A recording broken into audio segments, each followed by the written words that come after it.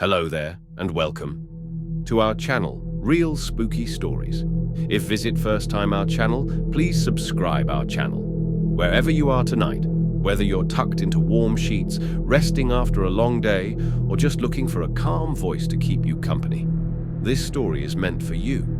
Let your body soften, your mind drift, and your breath slow down with mine. Tonight, I'll tell you a story, not too loud, not too fast, just a slow, whispery memory of a single night, long ago, when I took a quiet job watching over an old, forgotten hospital. Nothing intense, nothing to keep you awake, just shadows in the corners, soft creaks in the halls, and memories that drift in and out like dreams do. So close your eyes, or leave them gently half-closed, if that feels better. Let my voice be the low, steady hum in your ears, and we'll begin. It all started with a call from an old friend, someone I hadn't heard from in years. His voice was scratchy, as though he'd been smoking more than he should, and he said, "I know it's strange, but would you take a night shift job for me? Just one night.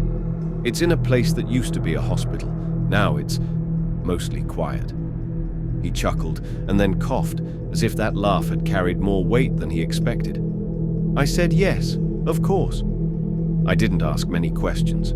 I was at a time in life where the silence of night was more welcoming than noise, and a quiet, empty building sounded almost perfect. The hospital was on the edge of town, tucked between a row of trees and a crumbling brick wall. It hadn't been used for years, not officially at least. The main entrance still had its double glass doors, and the faded blue emblem of the long-defunct Saint Virgil's general hung above it, crooked and rusted. Inside, it smelled of old books and concrete, not the sharp sting of antiseptic anymore, but something dustier, softer, like time folding in on itself. There were no patients, no doctors, just me, a flashlight, a desk, and a long, echoing corridor to keep watch over. I settled into the tiny security office. There was an old logbook there, its pages brittle and yellow. No one had written in it for over a decade. I signed my name anyway. Every so often, the heating pipes clicked softly behind the walls, like they were remembering their purpose. Around midnight, I took my first walk through the West Wing. My boots were muffled by thick layers of dust, and my flashlight beam danced gently over long-forgotten signage. Pediatrics, surgery, staff room. The air wasn't cold, not exactly. It had a thickness to it, like the building was breathing, very slowly, like it hadn't been alone in a long time. I paused by an open room that still had beds, small ones, metal-framed, meant for children. On the wall, faded stars and cartoon moons had been painted, now chipped and worn. I imagined the soft laughter that might have once filled the room. Lullabies whispered to frightened little ones, nurses humming as they changed linens in the dark. Nothing moved, but I kept hearing this low, almost melodic rustling, like wind through paper. Yet the windows were shut tight, some even boarded up. Back at the security office, I brewed myself a cup of tea. I'd brought a small thermos and a metal mug, the kind that keeps warmth longer than expected. As I sipped, I read through a faded pamphlet left in one of the drawers.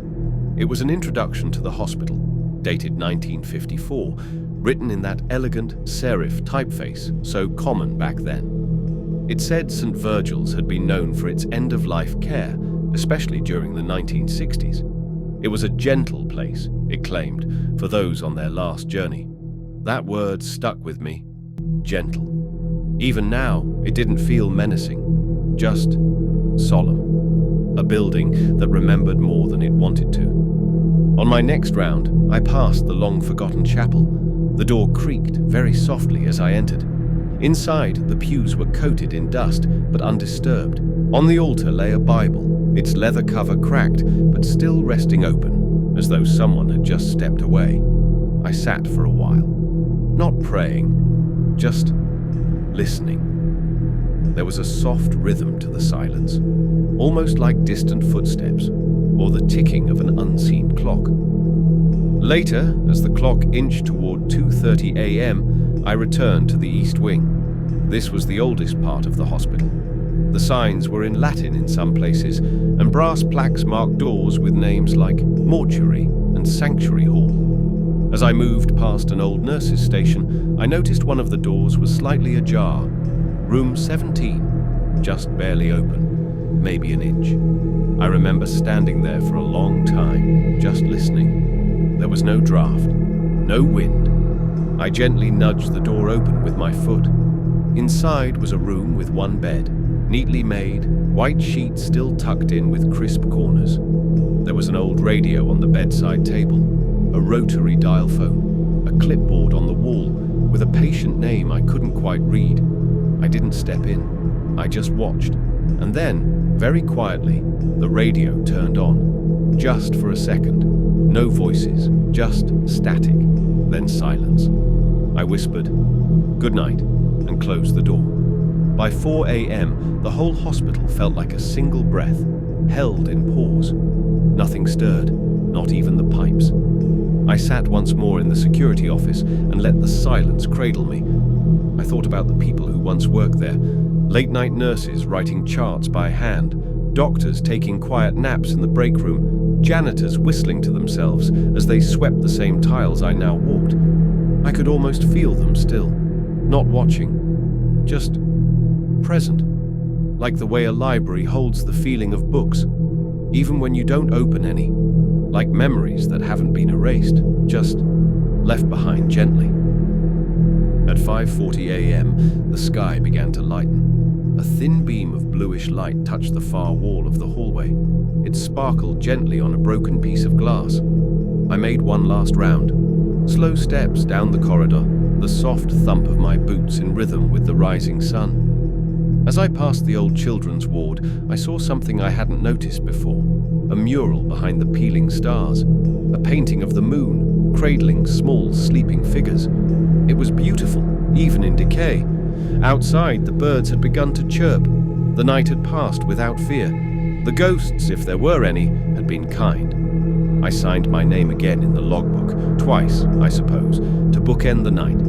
Before I left, I whispered a soft thank you to the empty air. Not because I'd seen anything strange, but because I'd been allowed to witness the peace of something long forgotten, and not feel alone. And now, dear listener, your eyes may be heavier than before, your breath slower. The night has held us gently, and now it's ready to let you drift away. Whatever you believe about places like this, old hospitals, fading halls, memories that linger, know this. Sometimes they simply want to rest too. Thank you for staying with me through the night. I'll be here again next time you need a quiet voice and a place to be still. So for now, sleep well and let the past carry you gently into dreams. Good night.